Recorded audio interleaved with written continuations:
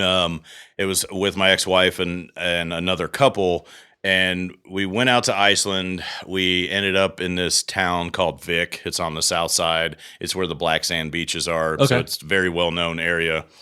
And we were up on a hill in a restaurant eating dinner, and some locals casually walked in, and they were like, "Hey, if you guys are interested in the Northern Lights kind of stuff, it's happening." And they're like, "Just look outside." And we're like I said, we Wow. were up on a Oh, hill, so man. we walked right out this door, and I mean, it was like right above us. It looked like we could Whoa. touch it, Oh, and I was geez. like, "Holy shit!" I was like, "We have to get out of here. We have to go see this now." Yeah. So we, closed out our tab, ran down to the black sand beach.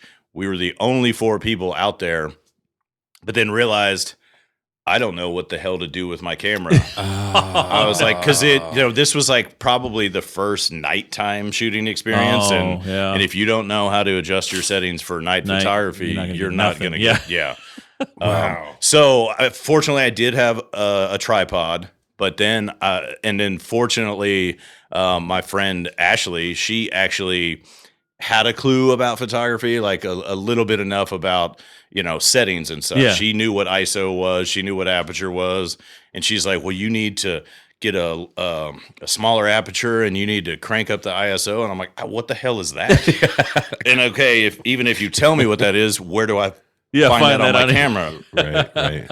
And so, I mean, it was just constant scrambling. She's like, "Well, crank it up more." And I'm like, finding the buttons and switching it. And I mean, it's probably one of the most frustrating things in my photography career, even though at that point it was wasn't definitely really not a career, yeah. career. But I was like, it was the most insane show I've ever seen. We sat out there for like 3 hours, and the lights just danced all over the sky the entire time.